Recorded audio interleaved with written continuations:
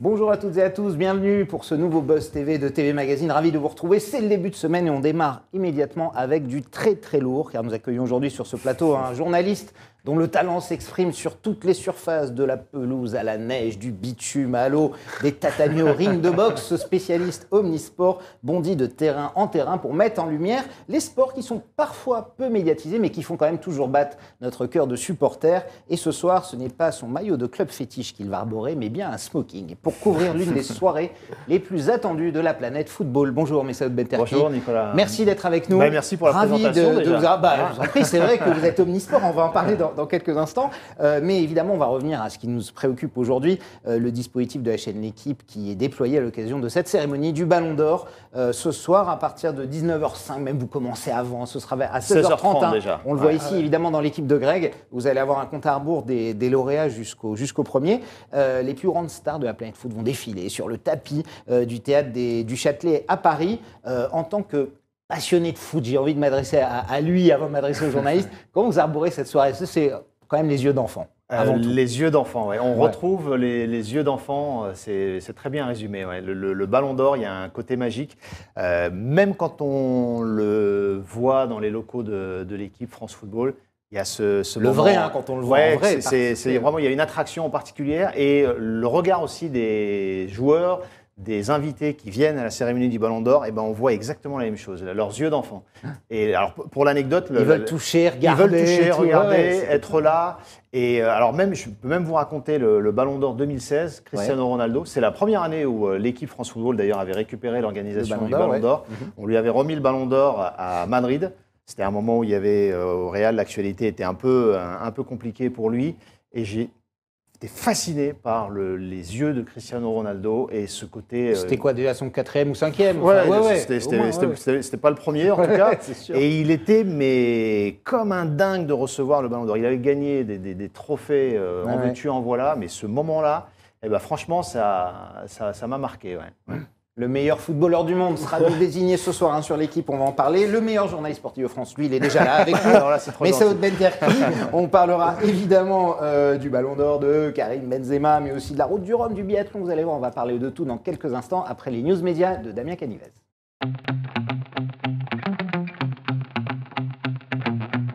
Salut Damien. Salut Nicolas, salut Messaoud. Ça va Damien? Super. On démarre tout de suite ces informations médias avec l'arrivée de Jean Dujardin. Oui. Une série de télé. Oui, figurez-vous, c'est assez surprenant, c'est vrai Nico, mais c'est une information qui nous a été révélée par nos confrères de 7 Téléfacts. Le comédien s'apprête à endosser la cape de Zorro, vous imaginez, Zorro qui est également connu sous le nom de Don Diego de la Vega, dans le cadre d'une série internationale développée notamment par France Télévisions, la RAI en Italie et la ZDF en Allemagne. Cette fiction ne devrait pas arriver sur les antennes de France Télévisions avant 2024. Elle sera écrite notamment par Benjamin Charby, à qui on doit notamment la série Les Sauvages avec Roche Dizem. C'est un retour aux sources pour Jean Dujardin, puisque Jean Dujardin, si on le connaît aujourd'hui et s'il a une aura telle qu'il l'a aujourd'hui, c'est grâce notamment à un gars et une fille. Bien sûr. Il n'avait pas fait de série depuis un gars et une fille. Il avait joué dans 10% son propre rôle, mais il n'avait pas joué. Et d'ailleurs, j'ai eu beaucoup de suggestions internet qui suggèrent Jérôme Commandeur pour le sergent Garcia. Je pense qu'il serait absolument parfait. Jean Dujardin, il se fait plaisir, là, un Zorro, évidemment héros d'enfance. Vous, Messaoud, est-ce qu'il y a un rêve professionnel de journaliste sportif ou même autre, un truc auquel on ne s'attendait pas, que vous aimeriez voir exaucer? Si j'avais une baguette magique. Là, déjà, j'ai la chance d'avoir réalisé mon rêve déjà, d'être journaliste sportif. Et en plus dans le sport. Au départ, c'était journaliste et dans le sport, c'était la totale. Non, de rêve, non. En revanche, continuer à faire des choses différentes, plus qu'un rêve absolu, et pourquoi pas autre que le sport, mais continuer à faire des choses différentes. Et ça me va très bien. Autre que sport, on vous propose The Voice ou Koh-Lanta demain, vous le faites ou pas? The Voice, peut-être pas. Koh-Lanta peut-être plus. Koh-Lanta peut-être plus, mais je pense que c'est déjà très bien fait. Denis Brognard, à un moment, qui veut gagner des millions, c'est un truc qui me fait... alors génial, qui veut gagner des millions. Il y a un moment, présenter qui veut gagner des millions, c'est pas un rêve, mais c'est un... Mais pourquoi pas, un bon kiff. C'est mon dernier mot, Messaoud. Ça sonne bien à l'oreille. Ça peut aussi, c'est vrai. On continue ces infos médias, Damien, avec la condamnation d'un candidat emblématique de L'amour est dans le pré. Il s'appelle Thierry Olive. Il est très connu, Thierry Olive. C'est la star de... Bien sûr, on le voit ici. Ouais, exactement. Il a touché des millions de téléspectateurs. C'était dans la 7e saison de L'amour est dans le pré, donc diffusée chaque semaine sur M6. Et le 11 février dernier, eh bien, cet éleveur de vaches laitières a malheureusement dérapé. Il était au volant de sa camionnette en état d'ébriété et a perdu le contrôle de son véhicule alors qu'il tractait du bois de chauffage. Il a donc fini sa course dans le décor. Malheureusement, heureusement, il y a eu plus de peur que de mal. Tout s'est bien fini. Il n'y avait pas de blessés ni rien. Seulement, les gendarmes sont venus pour constater cet accident et tout ne s'est pas passé comme prévu puisque Thierry Olive a refusé de se soumettre au dépistage d'alcoolémie et en plus de ça, il s'en est pris force de l'ordre. Et oui, évidemment, il était sous alcool.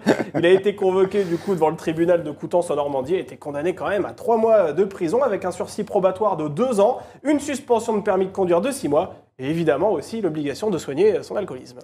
Certains aiment, d'autres détestent. Quel regard vous portez sur ce genre d'émission? C'est pas du tout votre domaine, mais est-ce que vous regardez? On regarde en famille et j'adore. Franchement, j'adore.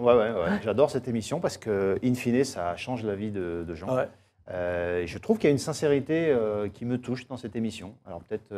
L'amour est dans le pré, je suis bon client, mais non, j'adore cette émission et on la regarde en famille à la maison. On rappelle que c'est l'émission où il y a eu, je ne sais pas combien de mariages.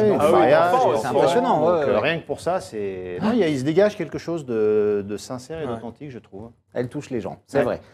On termine ces infos médias, Damien, avec le chiffre du jour. Aujourd'hui, c'est 50. Oui, c'est en pourcentage la part d'audience que TF1 a enregistrée samedi en prime time sur les femmes responsables des achats de moins de 50 ans. C'est très précis, c'est ce qu'on appelait à l'époque la fameuse ménagère, exactement. Alors ce soir-là, on le rappelle, la chaîne ressuscitait la Star Academy sous les yeux de 4,8 millions de téléspectateurs. C'est un score impressionnant aujourd'hui en 2022, mais c'est le pire lancement historique de la Star Academy. Vrai, si on est factuel, c'est vrai. Exactement. Mais si on regarde effectivement cette cible prioritaire dont on a parlé il y a quelques instants, c'est sans conteste un véritable carton. Et on rappelle qu'effectivement, c'est les cibles les plus importantes pour TF1, au-delà du nombre de gens qui regardent. Vous avez regardé à Starac samedi, Messaoud? Oui, on a regardé pareil. C'était un moment qu'on attendait pour voir ce qui a changé, pas changé, comment on allait retrouver ce programme. Et c'était un gros carton quand même. Si on regarde les 50%, c'est un énorme carton. J'adore Nikos aussi parce que je trouve qu'il a ce talent d'avoir du charisme, d'incarner les programmes, mais en n'étant jamais un obstacle pour le programme qu'il incarne. Donc en servant les gens, en servant le programme. C'est le fil rouge aussi de tout ce qu'on fait à l'antenne, nous, sur le sport. Arriver à faire du divertissement, parce que le sport, c'est du divertissement, mais à ne jamais être un obstacle pour les gens qui sont là d'abord pour le programme et le sport. Bien sûr. Alors, on a vu beaucoup au cours de ces dernières années des émissions comme ça revenir. Starac, Bataille Fontaine récemment. Est-ce que vous pensez que la télé a du mal à innover? On a l'impression que tous les nouveaux concepts, dès qu'elle tente quelque chose, en général, ça ne marche pas. Et qu'on revient aux concepts qui ont marché il y a quelques années. Il faut admettre que c'est difficile quand même d'oser, d'innover, de tenter. On est d'accord, bien sûr. Mais alors, il y a deux choses. D'abord, il faut... Que veulent les gens aussi? C'est-à-dire que je pense qu'il y a un vrai retour à des valeurs solides, on a des références, on aime bien avoir des émissions qu'on a connues. Des émissions qu'on a connues, et même en général, le vintage en sport, ça marche très bien aussi. On a besoin de repères dans un monde peut-être où tout va super vite. Et je pense qu'avoir des marques auxquelles on peut se raccrocher, des références qui font appel à une période de notre vie où on était bien, où ça nous rappelle des choses positives, je pense que ce n'est pas négatif en fait de refaire des anciennes émissions, de faire renaître des marques, si à côté vous autorisez quand même à faire de l'innovation, parce que un sinon peu nouveauté, absolument. Il faut un juste milieu. Mais moi, ça ne me gêne pas en tout cas de revoir des marques, parce qu'on a plaisir à les revoir. On verra sur la durée si ce retour de Star Academy, le succès se confirme ou pas. Merci Damien. Avec plaisir Nicolas. Demain, d'autres news médias. Évidemment, tout de suite, passe à la grande interview du Buzz TV avec Messaoud Benterki.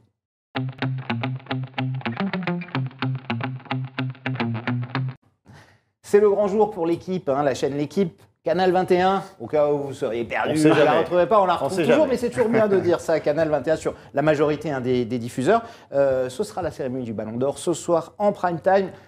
L'équipe prend l'antenne dès 16h30. Dans l'équipe de Greg et poursuit évidemment, ce sera en direct du théâtre du Châtelet. Avant la remise de ce trophée, vous serez sur le tapis rouge, Messaoud, avec les chroniqueurs pour accueillir les plus grands virtuoses du ballon rond. Avant qu'on parle un petit peu du dispositif, j'avais déjà une question toute simple. Qu'est-ce que ça fait de se rendre à une cérémonie dont on connaît à l'avance le gagnant? C'est-à-dire Karim Benzema. Karim Benzema sera Ballon d'Or ce soir, hein, évidemment, tout le monde le sait. Mais personne ne veut le dire, mais tout le monde le sait. L'année dernière, certains disaient Lewandowski, en étant très sûr, et c'est Léo Messi qui a gagné. C'était un peu plus disputé l'an dernier. C'était plus disputé, peut-être. Moi, je me suis fixé une règle très simple, et même comme ça, mon cerveau se met une alerte.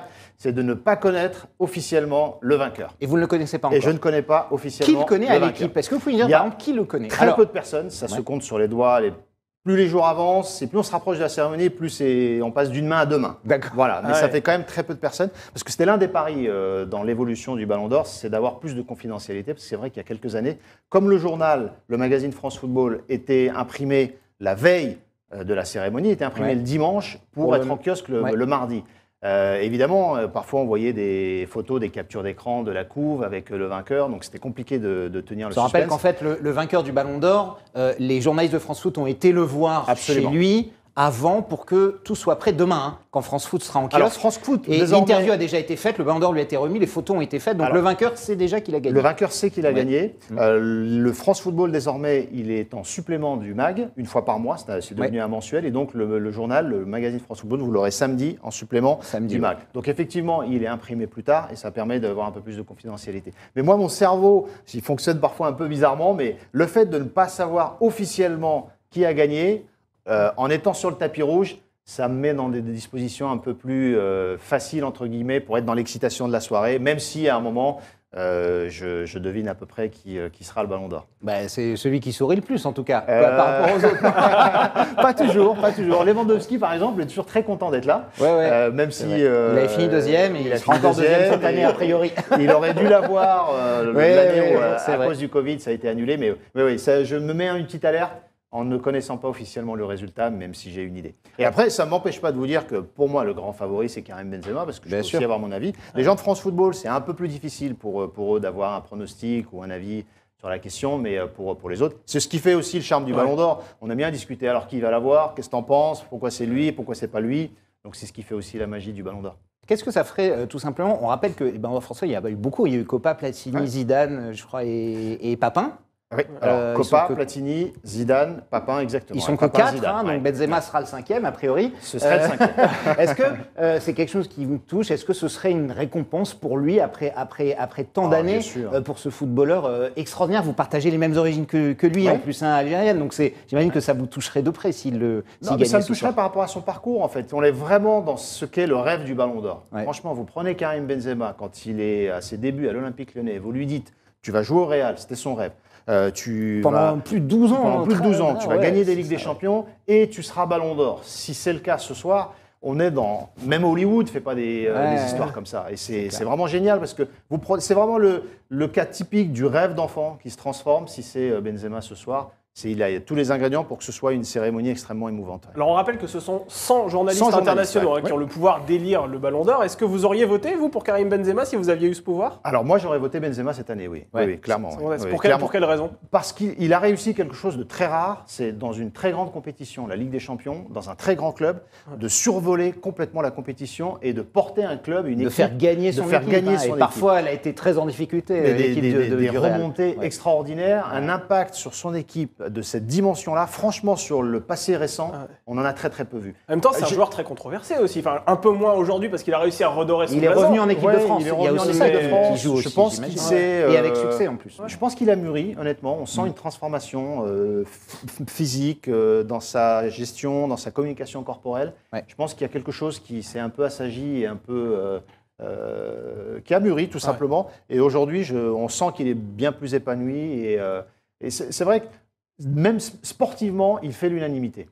Ça, c'est quand même une sacrée performance. Même, allez, je vais être un peu provoque, mais je pense que même Messi et Ronaldo, à leur très grande époque, je me demande si sur une compétition, ils ont porté à ce point-là leur équipe dans des moments décisifs et stratégiques. Franchement, à eux seuls, Ça peut se. Messi Ronaldo était dans des grandes équipes. Le Real n'est pas une équipe spécialement exceptionnelle. Mais il y a un joueur qui s'est détaché. Il y a un joueur qui vraiment s'est détaché, qui a fait que le Real a gagné la Ligue des Champions, c'est Benzema. Alors, on parle du dispositif évidemment ce soir. L'antenne dès 16h30 dans l'équipe de Greg avec Grégory Hacher. Il y aura un compte à rebours donc du numéro 30 jusqu'au numéro 10, c'est ça? Jusqu'au numéro 11, jusqu'au numéro 11, c'est ça. On connaîtra ce classement dans l'équipe de Greg. Et le top 10, ce sera évidemment dans la cérémonie. Vous arrivez à quelle heure, Messaoud, pour le tapis rouge? À quelle heure on vous retrouve? On ouvre symboliquement le tapis rouge à 18h50 dans l'équipe de Greg. On fera exactement le même parcours que les délégations qui vont arriver. C'est toujours un moment, il y a une montée d'émotion et d'adrénaline parce qu'on fera exactement le même parcours pour montrer à nos téléspectateurs ce que sera le parcours du tapis rouge. Et puis à 19h05, on prend l'antenne officiellement sur le tapis rouge pour accompagner l'arrivée de toutes les délégations. Jusqu'à 20h30, qui sera le début de la cérémonie avec Didier Drogba, Sandy Heribert. Et puis dans la foulée, on garde l'antenne, pas de pub, pour vous emmener dans les coulisses. L'après-cérémonie, c'est aussi en direct depuis le Théâtre du Châtelet, jusqu'à ce que le Ballon d'Or quitte le Théâtre du Châtelet. Et ensuite viendra le temps du débrief avec l'équipe du soir. Avec l'équipe du soir et Olivier Ménard. Et quels sont les joueurs qui ont promis de s'arrêter à votre micro? Parce que vous allez avoir quand même du beau monde ce soir au Théâtre du Châtelet. Il n'y a pas de promesse, mais il y a cette... C'est pas prévu en avance, ça. Non, c'est pas prévu en avance, mais il y a, quand on parlait des yeux qui brillent et de rêves d'enfants, il y a un respect de ceux qui viennent pour le Ballon d'Or qui est incroyable. Ils rêvent tous du Ballon d'Or, ils ont il y a une attraction du Ballon d'Or qui est phénoménale. Et donc, quand ils sont sur ce genre de cérémonie-là, ils endossent un autre costume et ils sont beaucoup plus à l'aise, beaucoup plus... ils viennent parler sans trop de problème. Donc Cristiano Ronaldo sera à votre table ce soir? S'il est là ce soir. Est-ce que vous savez déjà qui vient ou qui ne vient pas? Ce qui est sûr, à part Karim Benzema, évidemment, qui sera là, mais... pareil, la journée, pour vous révéler quelques coulisses quand même, c'est ça. On prend les informations au fur et à mesure de la journée. Là, j'en ai un peu plus que ce matin. Et j'en aurai un peu plus dans une heure. Alors, qui sera là? Vous avez déjà les confirmations? Vous pouvez nous donner? Qui sera là? Les vendeurs. Il y aura 7 ou 8 anciens Ballons d'Or. Ah oui. Hommes ou femmes. 7 déjà. Ce qui va en faire l'une des cérémonies les plus spectaculaires de l'histoire du Ballon d'Or.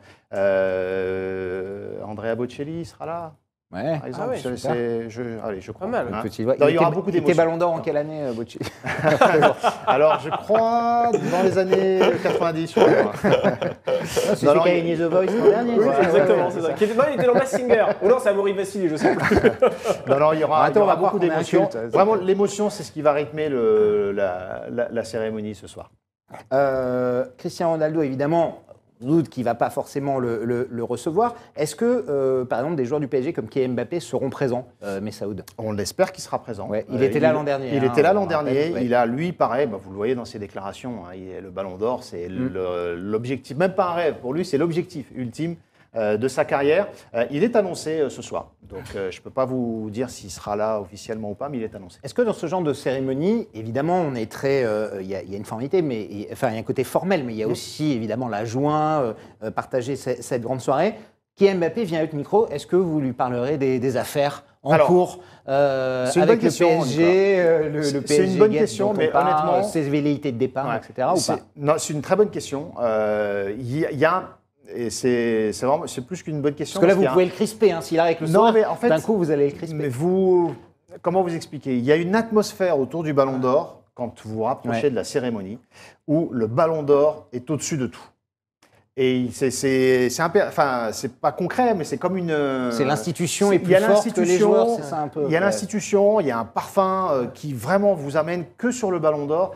Et en fait, ce genre de questions-là, à ce moment-là, je vais vous dire, vous n'y pensez même pas parce que vous êtes ailleurs, en fait. Tout s'efface devant le Ballon d'Or, en fait. Ben, c'est un peu ça, c'est un peu ça. Et en tout cas, dans l'instant, honnêtement, à aucun moment, ça me viendrait à l'idée de lui poser la question. Ça tombe bien, on en a parlé hier en zone mixte, après le classique. Il a fait une mise au point. Non, mais c'est vrai, il y a cette magie du Ballon d'Or fait qu'à un moment, cette cérémonie, elle est un peu au-dessus de tout.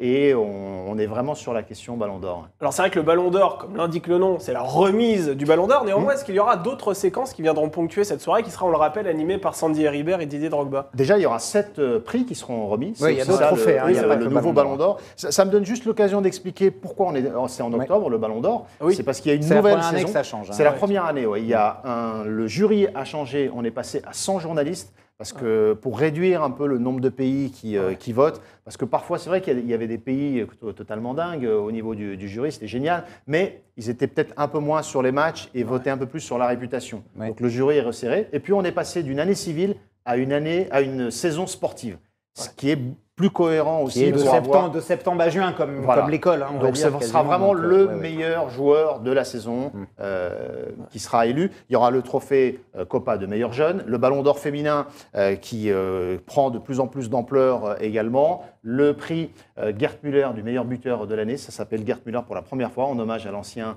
buteur allemand, bien sûr. Il y a une nouveauté, c'est le trophée Socrates, et ça on y tient vraiment beaucoup parce que ce nom est mythique, c'est l'ancien grand joueur du Brésil qui va récompenser l'action sociale des sportifs et donc des footballeurs ou des footballeuses, parce que c'est vrai que les footballeurs, l'actualité est un peu compliquée parfois avec le foot, mais on oublie qu'ils ont, même sans le dire, la plupart du temps, des actions sociales hyper significatives, et donc ce sera l'occasion de les récompenser aussi. Alors évidemment, cette fin d'année 2002, elle est marquée par le Ballon d'Or, mais aussi par la Coupe du Monde. Hein.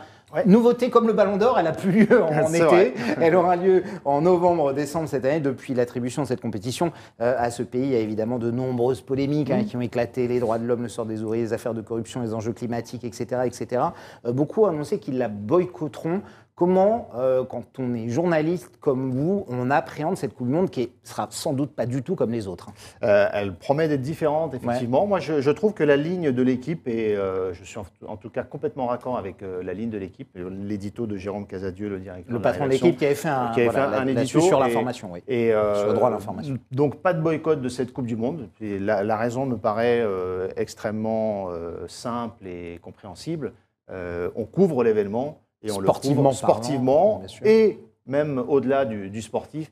Mais je ne suis pas dans ce mouvement du boycott, qui m'agace profondément d'ailleurs, parce qu'en général, c'est plus la politique qui se mêle de ce genre de choses en donnant des leçons au monde du sport. Et qui aurait pu le faire il y a 8-10 ans, c'est ça, quand ça a été... Il y a 8-10 ans. Il y a 8 ans, quand ça a été attribué. C'est récurrent, et c'est profondément agaçant quand les politiques se servent du sport pour faire de la communication sur des sujets qui me paraissent essentiels comme cette Coupe du Monde. Mais en même temps, quand on voit ce document qui a été publié par le comité d'organisation de 16 pages qui indique toutes les règles strictes auxquelles les supporters devront se soumettre, je peux vous en donner quelques-unes, saluer les femmes en gardant une certaine distance, les files d'attente qui ne seront pas mixtes, également il est malvenu de fixer un Qatari dans les yeux parce que c'est jugé inapproprié et mal poli. Est-ce qu'au final, on se dit que c'était une bonne idée, franchement, d'organiser cette Coupe du Monde au Qatar au regard de toutes ces règles qui paraissent assez incroyables de notre point de vue? C'est toutes ces désignations dans une époque récente qui finalement... moi, je m'attache plus à ça, que ce soit les Jeux Olympiques, que ce soit les JO d'hiver, les Coupes du Monde, le doublé Russie-Qatar à l'époque qui avait été désigné en même temps. Je trouve que ça pose plus cette question-là de fond sur qu'est-ce qu'on veut faire de ces grandes compétitions. Est-ce qu'on garde ce virage où on offre ces compétitions-là à des pays qui sont économiquement beaucoup plus forts, et donc c'est l'argument qui guide les grandes instances, ou est-ce qu'on revient à des désignations qui sont en plus en rapport avec l'histoire du sport ou avec ces pays-là. Je trouve que, encore une fois, c'est toujours pareil, je trouve qu'il faut s'attaquer au fond et pas rester sur un boycott Qatar, ne pas organiser des zones mixtes en plein hiver. C'est des décisions qui vont changer la face du monde, je pense, de ne pas faire de zone mixte pendant la Coupe du Monde en hiver en France. C'est sûr. Mais Saoud, votre vie professionnelle, on l'a dit, ne s'arrête pas au vestiaire de foot, puisque vous avez couvert les championnats du monde de judo il y a quelques jours, vous étiez aux mondiaux de volley aux 24 heures du Mans, vous allez faire le rugby le 29 octobre prochain, la route du Rhum le 6 novembre, le biathlon, le fameux biathlon qui reprend. Comment on fait pour passer de la piste à la neige au tatami comme ça, sans se prendre les pieds dans le tapis? Vous vous intéressez vraiment à tous les sports? Alors, je suis passionné de sport avant tout, et donc c'est un kiff de passer d'un sport à un autre, d'une discipline à un autre, de vivre plein d'émotions différentes. Et c'est vrai que le mot émotion, c'est vraiment ce qui guide la manière dont on passe d'un sport à un autre. Parce que je ne m'intéresse pas à la spécificité d'un sport d'un point de vue technique. En tant que tel, on a la chance d'avoir des commentateurs, des consultants qui sont top sur chacun des sports. C'est vraiment la signature, l'équipe. Et donc, moi, ça me permet d'aller justement sur l'événementialisation, les émotions, et c'est ce qui guide les retransmissions finalement. C'est que sur un sport, je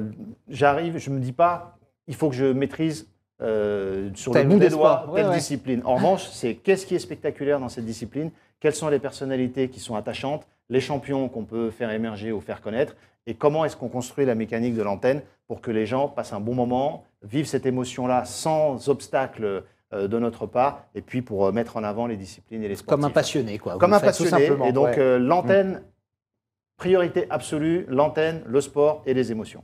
Vous restez avec nous, Messaoud, c'est l'heure de notre dernière rubrique pour le meilleur et pour le pire.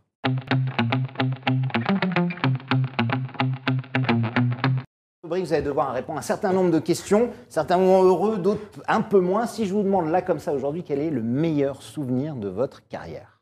Ouh, c'est dur parce qu'il y a beaucoup. J'en ai beaucoup. Jour de foot, c'était un souvenir fabuleux parce que c'était une émission mythique et présenter cette émission, c'était quelque chose de très très fort.